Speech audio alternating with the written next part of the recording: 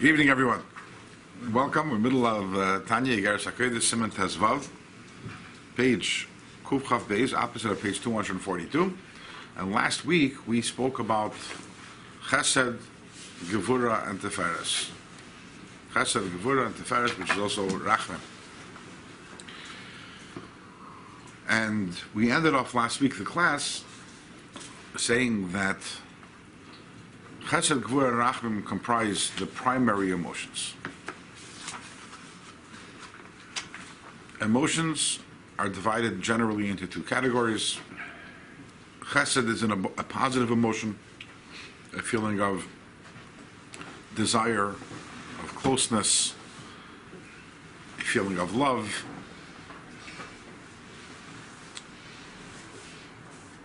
But it's more than that. Chesed is when you're drawn towards something, whatever it may be. Gevura is the opposite. Gevura is a feeling of distance. Gevura is a feeling of withholding.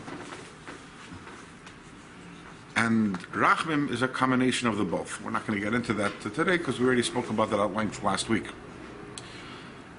Now, every single time that a person does something, it's a result of a feeling. It's, no matter what a person does, the origins of that behavior, or sometimes the lack of behavior, abstaining from behavior, can be traced back to a feeling that a person has. You can go through your day today and figure out every single thing what you did, and go back and trace what is the feeling that made you do it. To put it in different words, the fact that you know that you ought to do something, or the fact that you know that you ought not to do something, is not going to get you to do anything, and it's not going to get you not to do anything. Knowledge, there's I don't want to use the word barrier, but there's almost like a chasm. Is that how you pronounce the word? What's the word? A gulf. Say chasm. A chasm, or a gulf. There is a huge divide between seichel, between our minds and our behaviors. In order for something to come from our mind to our behavior, it's required for some sort of emotion to be activated. So you can know that you should be doing something, you're not going to do it, unless you have a feeling for it. And it can be a positive feeling or a negative feeling. So you woke up this morning and you went to work. Why did you go to work? What feeling was there in going to work? To get urgency. So either you enjoy the work, right? That's a feeling. It's not, you didn't wake up and it's a brainiac decision, today I have to go to work. No, it's because you might enjoy the work. Oh, you have to. Why do you have to? You need panosa, you need money. Why do you need money? Because you have to support the family. Because you have to support the family, pay the rent. Because you have to pay the rent. Because if you don't pay the rent, then the heat's going to get shut off. And then you're going to be cold. And that feels miserable. So you don't want to feel miserable. So that's why you go to work. It's about a feeling. Or you enjoy the feeling. Or you enjoy the feeling of the warmth. It's also a feeling. You enjoy the food that you're going to buy with the money. And you definitely don't enjoy the thought of going hungry if you don't have money. So there's this feeling that's motivating you. And obviously, it's not always you wake up in the morning and your heart is aflame with feelings, but there's these subconscious feelings that we have, which are motivating our every action and our every behavior. And in terms of these feelings that we have, which motivate us on a daily basis, on an every moment basis, everything we do is about a feeling that we have. If someone told you, brush your teeth every day because it's the right thing to do, no one would brush their teeth. But someone says, brush your teeth because then your breath is going to smell good and people will like you. Oh, that's It's not about doing the right thing, or otherwise your breath is going to smell bad and people are going to stay away from you. Okay? So the first one evokes in you a positive feeling. That's why you go and you brush your teeth. The second one evokes in you a negative feeling, which scares you into brushing your teeth, or the thought that you're going to lose your teeth or whatever it may be if you don't brush your teeth. But the point is, just the knowledge that something is the right thing or the wrong thing has no impact. It has to have some sort of emotional either appeal to you. Emotional appeal is chesed, or the opposite of that. What's the opposite of emotional appeal? Emotional fear that a person has also can cause a person to act or cause a person to abstain from acting. So the primary emotions are chesed and gevura. Chesed means a positive emotion towards something. It doesn't mean a love. You don't, doesn't mean necessarily a love in the traditional sense of the word. You're not going to say, oh, I love my teeth, or I love having a good breath. Usually when you think about love, we're thinking about another human being. But if we can make it a little more abstract, the idea of chesed is any positive feeling that you have. Gevura is a negative feeling that a person has. And rachamim, as we mentioned, is a combination of the two. Those are the primary midas, positive, negative combination of the two. And those are what we called, last week, that these are the emotional emotions. And now we're going to move on to the next set of midas. The next set of midas, which is netzach and hoid, and these are called the unemotional emotions. So if they're unemotional, what makes them emotions? Yeah. It's a good question. And by the way, almost always there are these practical, physical manifestations of that. We know that in the Arba Minim we have Hadassim. And the Hadassim, in order for a Hadas to be kosher, it has to be Meshulish. Meshulish means that you have to have 3 leaves coming out of the same nest, same area. Same level. Yeah. And that is why. Why is that? Al Pi Kabbalah, the reason is because the Hadas represents Midas, and specifically the 3 primary Midas are Chesed, Gevura, and Teferes, and therefore it has to be Meshulish. You have to have the three leaves coming out of the same nest, same area of the Hadas. On the other hand, the Arava, we have the Shtei Badei Arava, we have the 2, and also we have 3 Hadassim. And the Aravas, we have two Aravas. So one of the 2 Aravas represent, so in Kabbalah it's explained that the 2 Aravas represent Netzach and Hoid, which are the next 2 Midas they're going to talk about. And what's unique about the Aravas? What makes the Aravas different than the Hadassim? What makes the Aravas different is that the Aravas have no smell, they have no fragrance. The Hadassim are pleasant. And that exemplifies the difference between Chesed, Gvura, and Teferes. Those are the fragrant emotions. They smell good, they feel good. Yeah. And then we move on to the Shtei Badei Arava, then we move on to the 2 branches of the Arava, which have no smell, because they are the unemotional emotions. What does that mean, the unemotional emotions? So the idea over here is going to be that, as we explained on many occasions, what we're describing over here as a process, and is the human process. We can always trace it back.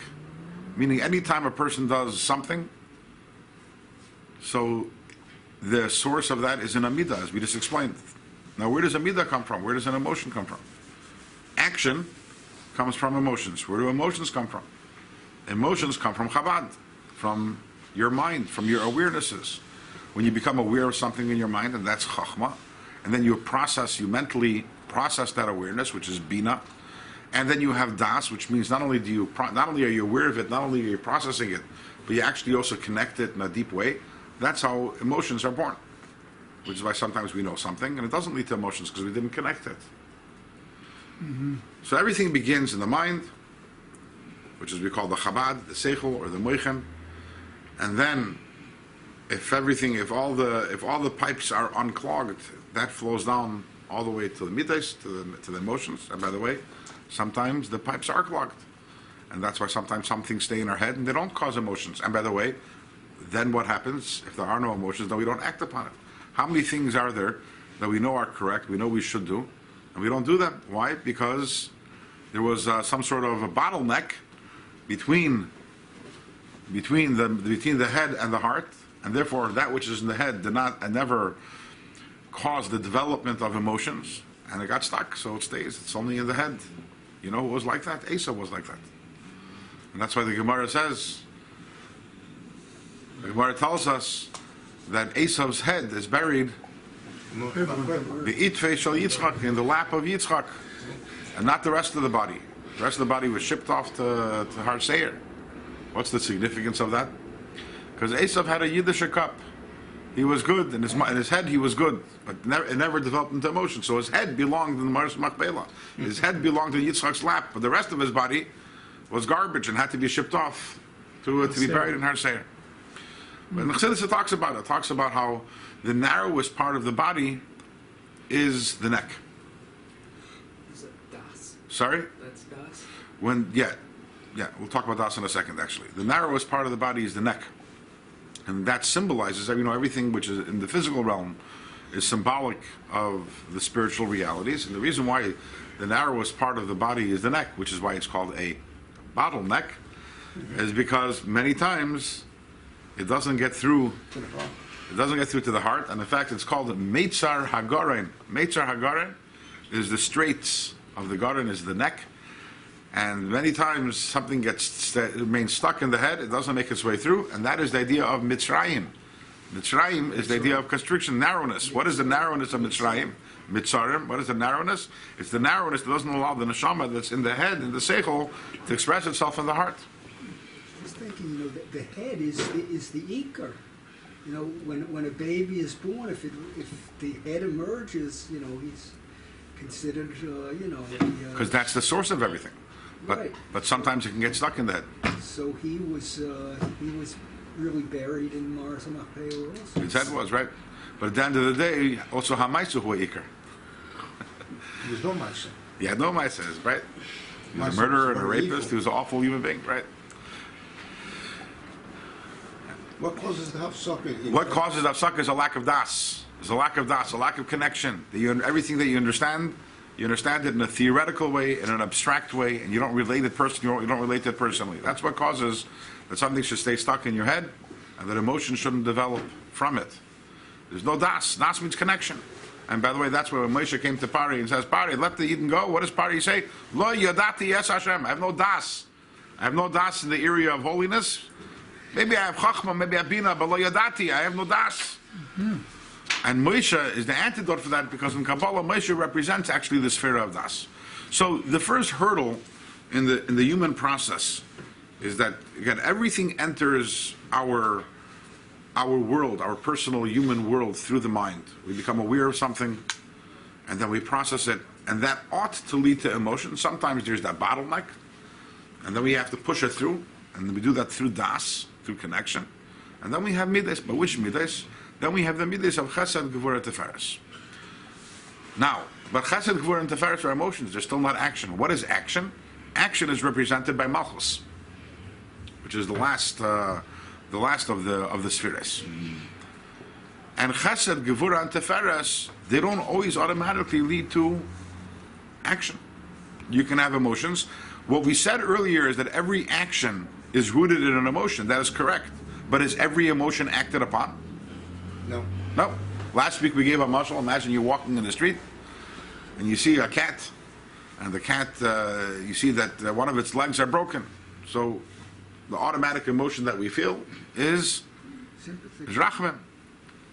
Now, what are you going to do about it? Nothing. You'll do nothing. There are people who will do something, by the way. What would you do? Well, I don't know. Maybe pick it up. Maybe bring it to a vet. But it's not only the cat. Sometimes you hear about a yid, a fellow yid who's is in need, and automatically you start feeling emotions. What do you do about it? No action, most of the time. A lot of times it doesn't. In other words, not every emotion leads to an action. Again, going back to what we said, every action is rooted in an emotion, but not every emotion is rooted in actions. Which means that we have this bottleneck where sometimes I love my wife, and it's her birthday, and I know 2 weeks in advance that it's her birthday, and I want to make it very special, and it comes the birthday, and You forget. I didn't forget. But last minute, I went to the store, I got a card, I got a dozen flowers.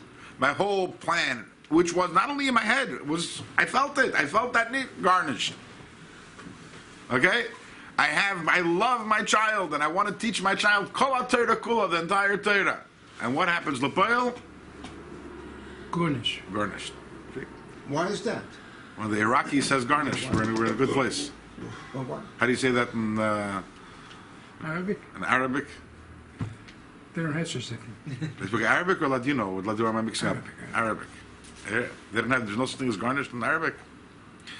Chalas. So what do we? So this is the second area. This is the second roadblock which we can encounter. So again, the way that we're set up, and the way the spheres are set up, and the midas are set up, is that it's supposed to be a clear flow. That something enters your head, and ultimately, after the whole process plays itself out, meaning you become aware of it, you mentally process it, you unite with it, you feel it as a result, and ultimately, that leads to behavior. Take action. Yeah. It's supposed to be, but we know that doesn't always work that way. Doesn't always work. So again, we identified one blockage was between the mind and the heart, and the answer to that, which the Alter Rebbe does not deal with over here, the Alter Rebbe talks about it in different places. He talks about it in Perek Gimel of Tanya. He talks about it in Perek Mem Beis of Tanya. Is the idea of das. But here we're seeing there's something else. For some reason, Chesed, Gvura, and Tiferes don't always translate into action, which is why we need to have the unemotional emotions, which are Netzach, Hoid, and Yesod. What are Netzach, Hoid, and Yesod? So Netzach, as the name implies, Netzach means perseverance, victory. Yesod literally means, Hoid literally means splendor, but Hoid is also related to the idea of humility, Hoida'ah, and submission. And Netzach and Hoid are already what we call, if you look in Pasach Aliyah, which by the way, if Siman Tesvav and Iggeres HaKodesh is the primary place where we talk about the spheres, in Tanya and Chassidus, the primary place in Kabbalah where it talks about spheres, the original source is in the Pasach Aliyah, which we say on Friday afternoons, in Nusach Hari, maybe in other Nuschais they say it also more often. No, the Pasach Aliyah, when is it said? Also, so them say it every morning. Say it every morning. I know in other Nuschais it's every morning. Yeah. So over there, when it talks about Netzach v'Hoid, it already talks about their levar megufa. There's the torso. They're outside of the body. There's the torso, the body. Torso, yeah. And Netzach and Hoid are the tein shoiken. They are the two legs, which already extend beyond the body, which already tells us a little about Netzach and Hoid. It's not about me anymore. It's not about me and my body. Chesed and Gvura Tiferes are part of the body. And now we're already moving beyond a little, because Netzach and Hoid is the step that's necessary to take something that's within me, a feeling that I have. It's a feeling. Ultimately, when I love something, when I fear something, when I have compassion about something, at the end of the day, it's feeling. Now, this feeling has to be translated into the physical world, into action. And the problem is there are a lot of obstacles that, it's a big journey from the world of the spirit, the world of the emotions, to the world of action. And there are a lot of things that can get in the way. A lot of things that get in the way that don't allow my spiritual emotion to translate into a physical, practical action. And by the way, this is why hachlotas, when we make commitments, we make resolutions, why so often where they fall apart is because we're missing somehow the bridge between the midas. Obviously, when you make a resolution, you're feeling it, but we're missing that bridge. What we'll find out is the Netzach and Hoid and Yesod, which lead us to Malchus, that lead us to action. And there are many different examples. We gave different examples before, right? And if you want to break it down, number one is there is implementation. I want something in theory. I want to make my wife's birthday very, very special. And if I could just go like this and it would happen, I would. But what's required for me to make my wife's birthday special? Work. Effort. First of all, thinking and planning and phone calls and creativity and running to a store, I don't know. And the logistics are a problem. I want to teach my kid Kala Torah Kula. The problem is my kid doesn't know yet Aleph Beis. Doesn't know Aleph Beis. So logistically speaking, I have to budget now, sit down and start dealing that. It's easy to have the emotion, but translating that emotion into practical, and sometimes you're like, I didn't sign up for that. And then you I want to wake up every morning and learn Daf Yomi at 7 o'clock in the morning, and tomorrow morning I wake up at 6 o'clock in the morning and it's freezing cold outside, and I'm like, when suddenly your feeling hits reality and what reality requires. That's number one, is that translation from a feeling to the action, which a lot of times requires logistics, a lot of times uncomfortable. That's something that's a bridge that has to be crossed. And then there are other issues. Other issues are that sometimes you're about to do, you want to do something, but you have resistance, and resistance can come from inside of you, resistance can come from outside of you. You said you do something, and you have eternal resistance suddenly. You don't believe in yourself. I don't have the self-confidence. I don't think I could. I want to do it. I have the feeling to do it. I want to finish us. But you have the voice inside of you says, who do you think you are anyways? No way you can do that. No way you got to do that. There's internal resistance. Sometimes there's external resistance. There's people outside of you or circumstances that are outside of you which are impeding the ability for those feelings to be translated into action. So what we're going to find out is Netzach is the right foot. So Netzach is an extension of Chesed. Gevura is the left foot, which is an extension of Gevura. And what is the function of the feet? The feet take you to where you need to go. You, the mind, the heart, ultimately when you need to go somewhere, when something needs to get done, it requires Netzach and Hoid. Netzach is that even though I'm experiencing internal resistance, it's my ability to march on, to continue. Netzach is about perseverance. And perseverance, that I don't feel it anymore, the logistics are difficult, I have these internal nagging doubts. Netzach is the ability to keep on going regardless of what. But it's not the actual action. The actual action remains malchus.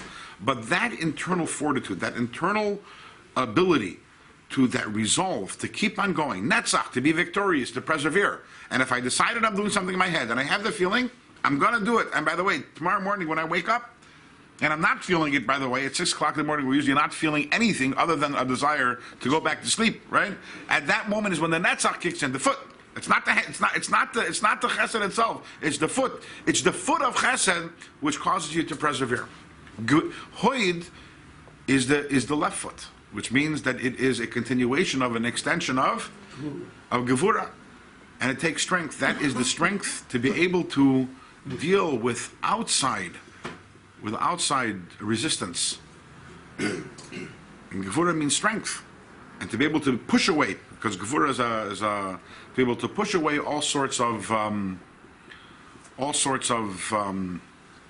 opposition or obstacles and do it anyways. So Chesed is, Netzach is really an extension of I'm doing. Gevura is an extension of pushing away and not being nispal from, not being deterred by any sort of opposition in doing it. And these are the two necessary elements to take you from a place of the feeling to get you to the place of action. It's the shtei badi arava. It's the two aravas. They don't smell good.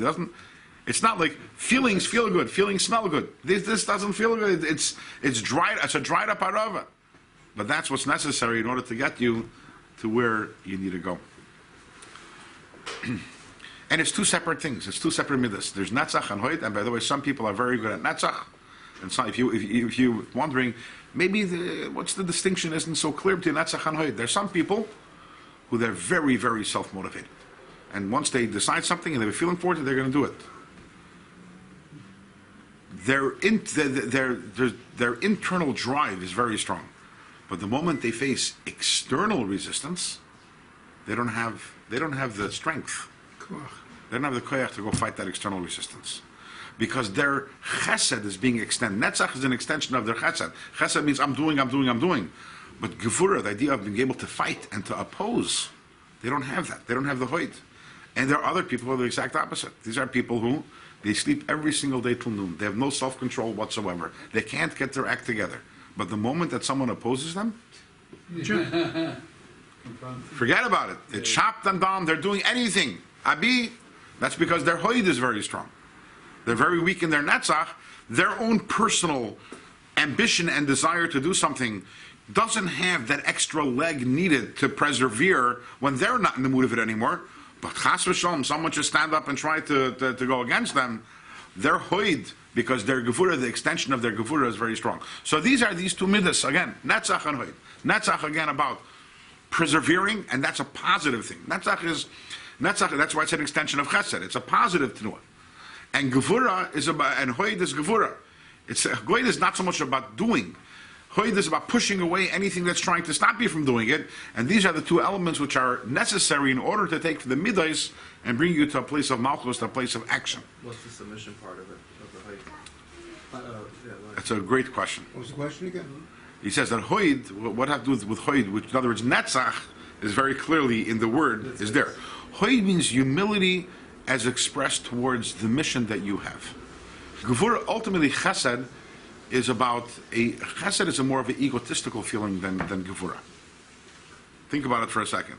Love and fear, which one is more bittul and which one is more mitzias? Chesed is more mitzias, it's more, and gevura is more. So hoid, the idea of bittul, it's I'm nullified to the cause, and that's why I have the ability to fight what needs to be what I need to fight, because that humility which stems from gevura. What's he say? Sorry, What's he say? we didn't get to yet. That's next. Let's now do netzach and hoid inside. And okay, we're starting at page Kuf Chaf Beis, opposite of page 242. 4 lines from the bottom where it says V'achar kach.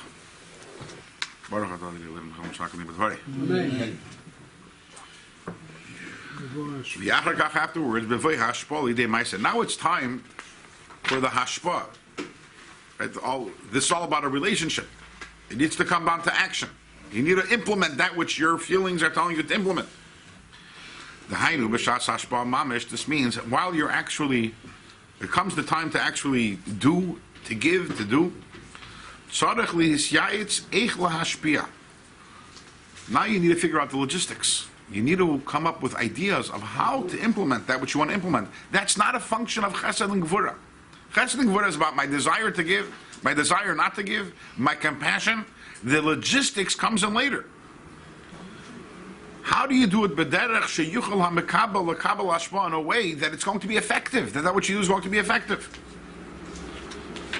Going, for example, sheretz lashpia dvar chachma l'lamdu l'bnai. The example that the Rabbi gives, example we touched upon. You want to teach your son Torah. You're going to give over your son the Torah the way it is in your mind. The child will not be able to receive it. Again, it's about the logistics. It's making that, the pushing it through, that even though that there's the logistical issues, making sure that that happens. You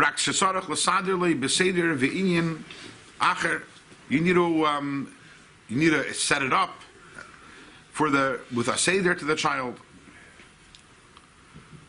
And sometimes you need to give a inyan acher, you have to give a muscle from other things. Davur al ifanov, you have to say every single detail in its place. Ma'at mi'at, you have to give over little by little. Ubechinas eitza zu, this eitza, the kras netzach v'hoid, it's called netzach and hoid. The ability, again, the making sure that you overcome the logistics and you do it anyways. This is netzach v'hoid. Shehein kloyis yoyitzos. We know that everything has a human representation. So these are the kidneys that give eitzes. We know that in Chazal we talk about the kloyis yoyitzos. For whatever that means that the ability to come up with an eitzah. An eitzah is not what to do, but how to do it. The greatest expression, that feeling. When you go with someone to the eitzah, you're usually not asking what to do. You're asking more how to do it. You know what you want to do, but I don't know how to accomplish it. And that's a function of the kloyis, or the kidneys. Sorry, what did you say? The greatest expression, that feeling. A gut feeling. Yeah. Okay, a feeling is a very general thing. Here we're talking very specific in terms of. See, Chloe's have dust. I think that's the expression. It's actually this past week in Crown Heights passed away one of the chashuv members of the community. His name is Dr. Feldman, and so I went to Menachem Aval. I know his son. He was telling me about his father's different interest also in trying to understand the different references, anatomical references or medical references, and to understand what they mean in today's language. So actually, he brought up the idea of kloyis yoyitzes. He brought that up. What does it mean, medically speaking? What does it mean that the eitzah, or based on today's knowledge, what does it mean that the eitzahs come from the kidneys? Yeah. Because the adrenal glands are on top of the kidneys, and when if someone's let's say in a fright or a flight, the adrenaline gives him. I hear. He said his father didn't understand it, but his father said that perhaps there's one day the scientists will discover there's some sort of enzyme. These are the words he gave. That goes from the kidneys that allows for this. But upon it, whether or not the medical establishment of today knows it, there's a state in Torah. So we know that there's a connection between between kidneys and eitzes. And the one who wrote Torah is the one who created the kidneys and created the eitzes and created. So he knows what he's talking about. He's kedai to be soymech on him. But and then he says something else. V'gam, and also netzach anhoid. In addition to being represented by the kidneys, which again are part of the logistics, v'gam or v'hein trein bein. They're represented by the two testicles. Hamevashlim hazera, that prepare and ripen. Maybe I don't know if there's a better word than ripen. The seed. The other word. That's where literally, obviously, the word vashlim means cook. they cook. A cook, Yishu. Yeah, but it doesn't mean it cooks. It means that they prepare it. Like when you cook something, you're making it ready. Shehi atipa. That's where the seed, which is the drop, hanimshachas mahamoyach, which comes from the mind, which comes from the brain. You know that Chassidus and Kabbalah talks about the idea that the drop of semen from which the child is born, that originates in the brain.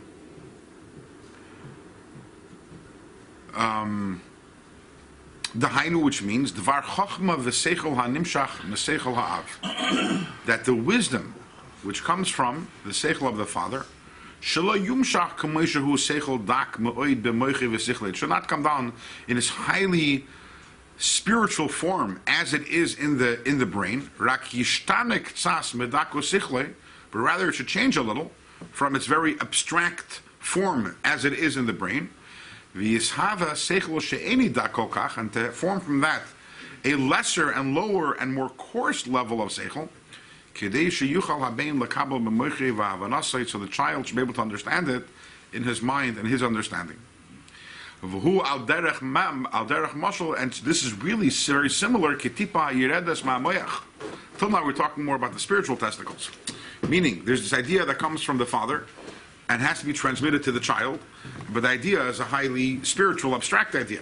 So the spiritual testicles take that idea, which is the spirit, that's the Natzach Anoy, take that idea and make it into a lower form in order that the child, the father should be able to give over this idea, this concept over to the child, and the child should be able to grasp it. But this is related to the physical process also, which the same thing happens. Well, like the actual physical drop that comes down from the brain, which is very abstract, and it becomes physical and coarse, through the kidneys, and the two testicles. Stop. Okay, so he's saying here, there's this idea, there's a physical process, and it's mirrored also by a spiritual process. The physical process is that, you think about it, a child is born. Where did the child come from? The child comes from, obviously there's the mother and there's the father, but the father's contribution is the drop of seed. What's in that drop of seed? Is it a physical drop of seed? If it was only physical, then the child would look like the father. But a child doesn't only look like a father. Looks like both. Child thinks like the father. Child feels like the father. Has a spiritual composition of the father also. This is not to negate the mother. This is we're talking here about the father's contribution, that half of the DNA. Yeah. Okay. Where does the spirituality come to the child from? Mela, the Gashmias, so the physical comes because there's a physical drop. But where does the spiritual comparison or likeness come from? So we're forced to say that this drop isn't only a physical drop. And that's what we're saying, that the drop comes from the Father's brain, meaning what? It comes from the spiritual essence of the Father. Incredibly and amazingly, in a process which is mind-blowing, we have here the spiritual essence of the Father being condensed into a physical drop, which therefore, when the child is born, both the physical and the spiritual are rooted in the Father. So spiritual is represent. What's the neshama in relation to this? It's like you say, The neshama is something. Who says the neshama comes from the Father? Yeah, but what's the spiritual? Neshama comes from the mother. The function of the spiritual? We're not here talking about the Yiddish neshama. We're talking about a very practical reality. This is true of every single person, even in a goy, lahavdil, which is the child is not only physically similar to the father, the spiritual composition of the child. When I say spiritual, I don't mean holy. I'm talking about the characteristics and the temperament and the disposition. Now, I'm asking, where did that come from? So what we have over here is what masquerades almost as a physical drop, but is actually essentially the spiritual essence of the Father and the physical essence of the Father all in there. This is an incredible if it was science fiction, we wouldn't believe it. In other words, if we didn't experience it on a daily basis, the miracle of birth. In general, we talk about the miracle of birth. We talk about the child developing 9 months in the womb, and then the actual birth, and they're all miracles. I'm not every single one of them, but another element of the miracle is this idea that you have a drop, a tiny little drop. And by the way, if you go into science, you find out that in the drop, it's only a tiny little microscopic part of that drop, and that contains the entire spiritual and physical essence of the Father. Point being over here is that this physical process which plays it out, when I say physical, I'm talking about in physical birth, it resembles a spiritual process. And the spiritual process is the idea of that when the Father has an abstract spiritual idea in the brain and needs to become much more coarse in order for the child to be able to accept it. The Father wants to teach a child Torah. It's a similar process. There's something very abstract and very deep in the Father's mind. The child he wants to teach it to the child. Over here, that's what I'm saying. You need the spiritual testicles. The physical ones make the physical creation of a child. In the spiritual sense, you need the spiritual, and that is Netzach Hanoid. Netzach Hanoid is taking an idea, a concept, a feeling which is very ethereal, very abstract, very spiritual, translating it into the physical reality by figuring out the logistics. How do I take this abstract idea and bring in something practical? And Netzach Hanoid played itself out in the physical sense, because that's instrumental in the creation of a child, but also spiritually speaking. Netzach Hanoid, any time that you want to move from a place of feelings to action, there's that requirement of taking the abstract spiritual feeling of love you have in your heart and translating it into something physical, and that's a function of Netzach Hanoid. So why it's called Tipas Rucha? It's inspired. So you have to look in, and that's a question you have now. When you learn the Pirkei Avos, what do you think? Is that kosher? Because that's what's bothering you. Look at the Mefarshim and Pirkei Avos, and they answer that question. Can you tell us? The Mefarshim say it's called shrucha because if nothing happens of it, then after a very short time, it's Mashiach. But it's not what? No, but the Mefarshim say that it's Hashem Seife. It's not not how it is. Okay. Good. Vigam, interestingly, Netzach v'hoid nikroim shchokim. Netzach and Hoid are called grinders. Shchokim. Rechaim. Rechaim is like a mill. It's called what grinds a millstone. Sheshoichakim mon l'tzadikim, which grind the mon for tzadikim. This is Alter Rebbe is making a reference here to the Gemara in Seklas Chagiga, where the Gemara talks about that there are different names for the seven heavens. One of the names of the heavens is Shchokim, like Yeshev Bashamai, not Yeshev Bashamai, Kimi Bashachat Yarech LaHashem, or Yeshev Shchokim, right? One of the names of the heavens is Shchokim. Now what is, and the heaven, and the Gemara talks over there about why they have seven heavens. Each heaven has to have its own, it has its own functions. The Gemara says that the heaven that's called Shchokim, what goes on over there? So there the Malachim sit and they grind the mon for tzaddikim. That's what the Gemara says. They'll talk about one of these Gemaras that when you learn it, okay, and if you learn it when you're a young kid or you're busy imagining in your head, you have these visions of a place, the Malachim sitting by grinding by millstones and they're grinding mon. But obviously these are all there's nothing physical. It's all spiritual. And the Alter Rebbe says over here that this heaven called Shchokim is Netzach v'Hoid. In general, the seven heavens represent the seven midas.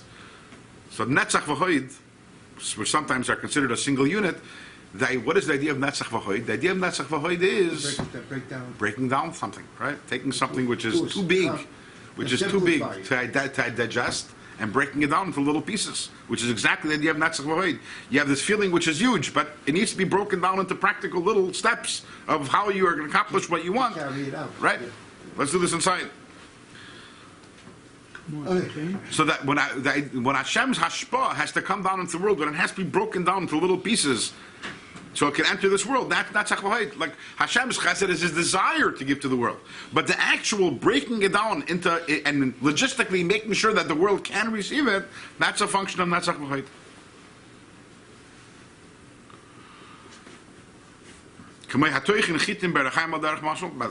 For example, like someone who grinds wheat, the millstone. The idea is that you break down and you grind the wheat to tiny little particles. Kach tzarach ha'av, the same thing is also going back to the mashal that I was working off. The father needs to lahaktin ha-seichel. He needs to lessen the seichel, the dvar chachma, and the wise idea shereitza lashpia lebnei that he wants to give to the child. U'lechalkam lachalakim rabim, to cut it up into tiny little pieces. U'leimele ma'at ma'at, to tell the child little at a time. B'me'atzais v'das, using etza, using wisdom, v'das, and understanding. V'gamen also b'chlal b'chinas netzach, included in netzach u'lenatseach, is to overcome l'naged, neged kol meinea ashpa v'alimud libnoi, to stop anything that's trying to, that deters a person from giving over and learning with his child. Bebayis malchut, and as we mentioned, there are two different types of impediments, of obstacles. Some that come that arise internally, some that are external. Yeah.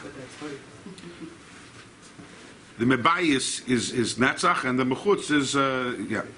It's you'll see in a moment that the Alter Rebbe. Hold 1 second, okay? Mebayis, what does it mean? Internal. Hainu lischazek neged midas hagvura. V'hatzimtum sheba'av. The internal opposition is that you have to overcome your own feeling of gevura, your own symptom which the father has. Sheba'av atzmai. She'me'ireres dinim b'ritzoynoi al benoi, which is telling you bad things about your son. Leimar she'enei roya lekach adayin. Not bad things, but it's telling you, my son's not ready for it. That's an obstacle that has to be overcome. And then you notice that it says in the Tanya over here, Biksav Yad Nirsham Choser, which is interesting. As we know, it's something we've mentioned on several occasions, that when the Alter Rebbe's sons printed Iggeres HaKodesh, which was after the Alter Rebbe passed away, the Alter Rebbe did not publish Iggeres HaKodesh. So the sons collected the writings of the Alter Rebbe and they turned them into Iggeres HaKodesh, including this piece, which by the way isn't, as we mentioned, is not really a letter. It's a discourse. And they did not have the actual texts of the actual original manuscripts the Alter Rebbe wrote, so they were printing them off of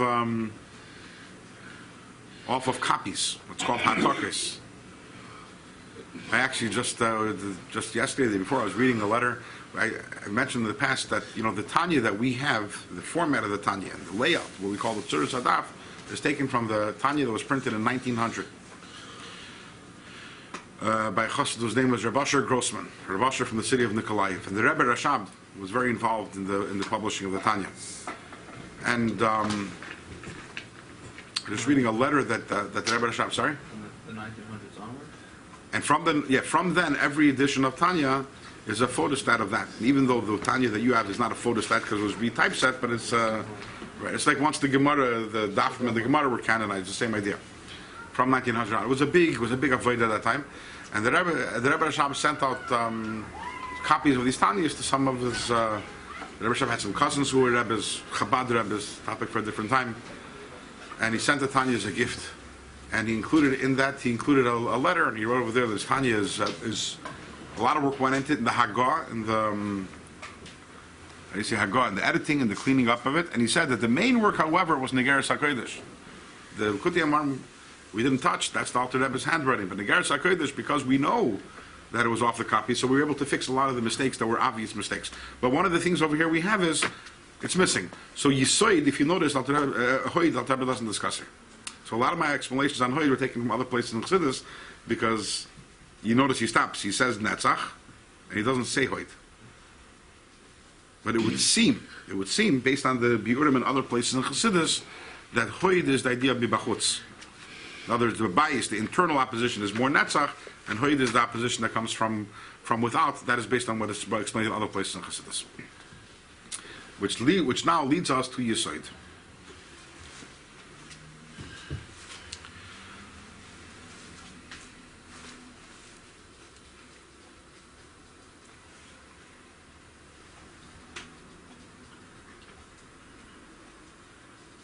We keep on saying this. Every juncture we say, now we finished the main midas. And now, right? We said that after Chesed, and then we said it after Chesed and Gevurah, then we said it after Chesed, Gevurah, Teferes, and now we're going to say the same thing after Netzach and Hoyd. Yisoid, and Malchus go together. Yisoid and Malchus, one is they're the internal and external component of the actual action. Netzach and Hod are still what's going on inside of me in terms of it has not yet translated into the action. Chesed, Gvur, and Tiferes are about my feelings, but they're more abstract. I want to have Shalom Bayis. I want my kid to have, I want my kid to learn the whole Torah. I want my kid to become a piano, whatever it may be. I want this, I want that. Netzach and Hod again are more already playing the logistics inside you, but it didn't yet happen. When we get to the actual thing happening, then we have Yisoid and Malchus. Malchus being the physical act, Yisoid being the spiritual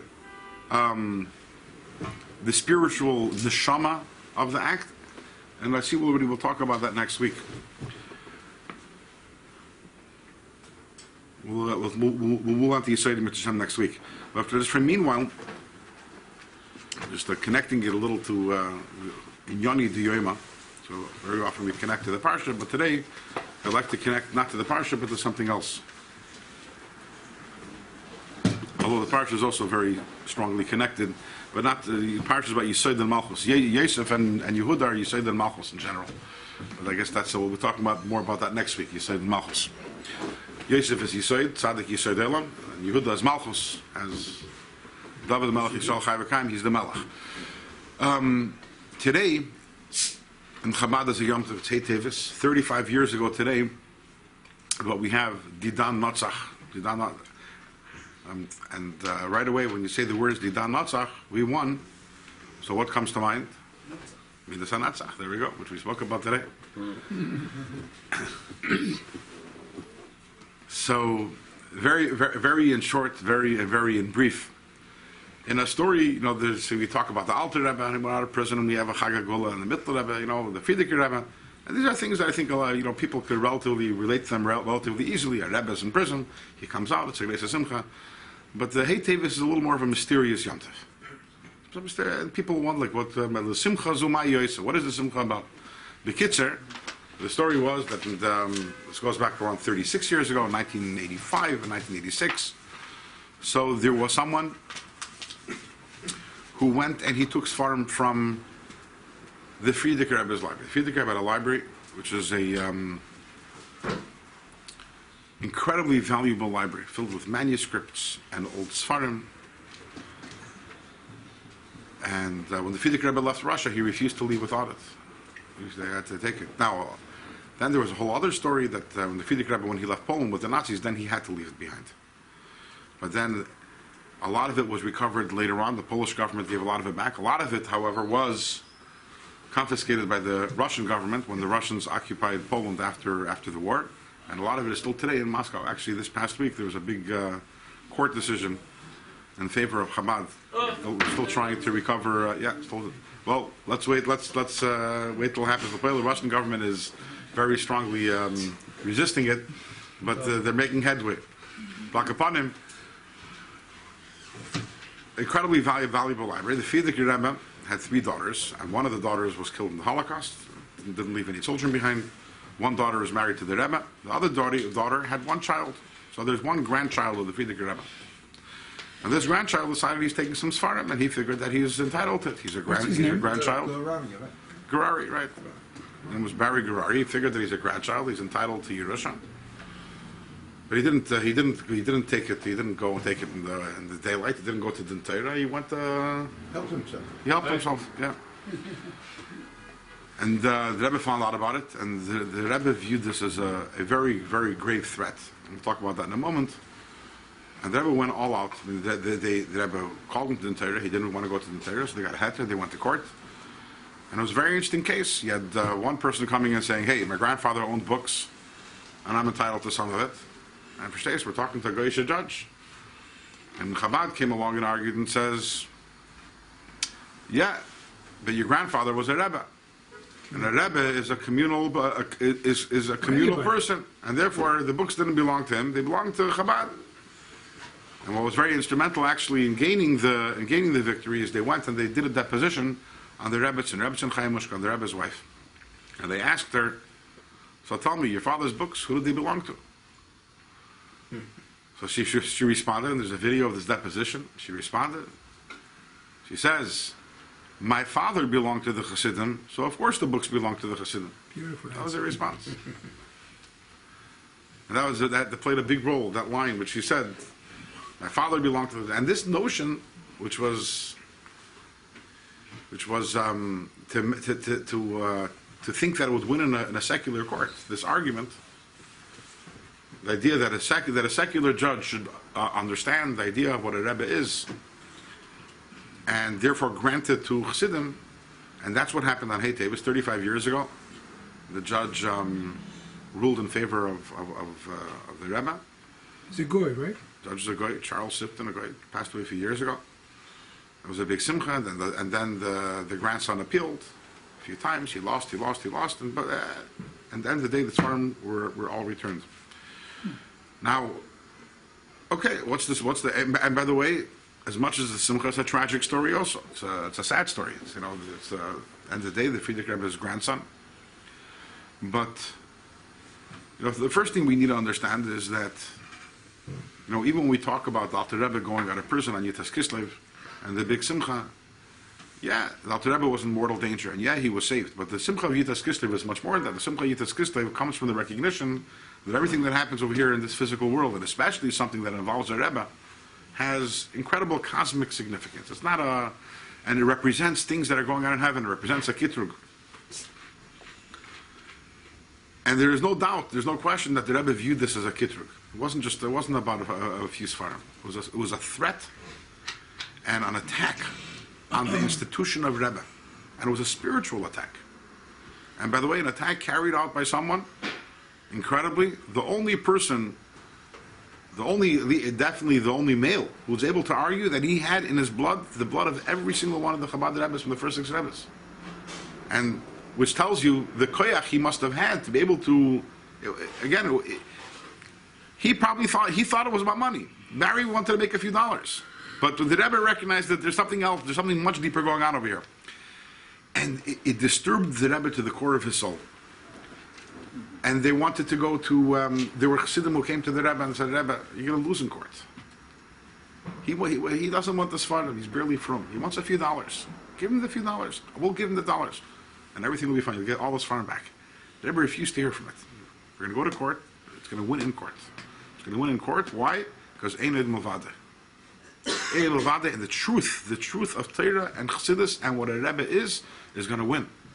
And there is a concept of a Rebbe. There is a concept of a Rebbe, and the idea of a Rebbe was a Reish B'nai Yisrael, who is not an Ish Prati, who is not an individual person, and the Rebbe was a very serious thing. During the entire court case, which lasted for several weeks, and was in the winter, the Rebbe went every single day to the oil, to his father-in-law, and davened the entire time. Standing outside in the cold the whole time. It was something, the big simcha of the Chassidim, and Hey Tevis was a reflection of how we saw the aggravation the Rebbe had from it, and how important the Rebbe viewed it.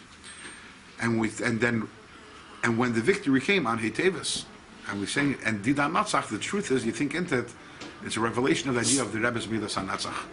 And this is something which is talked about in the Mamarim, that even though Netzach is one of the lower spheres, you have Chachma, Bina, Das, Chesed, but in the Mamarim it's explained that actually Netzach is rooted in the source of a person's neshama, the very essence of the neshama, which is why the Mashal brought down Chassidus is that a king, when he goes to battle, there's nothing more important to the king than to win the battle.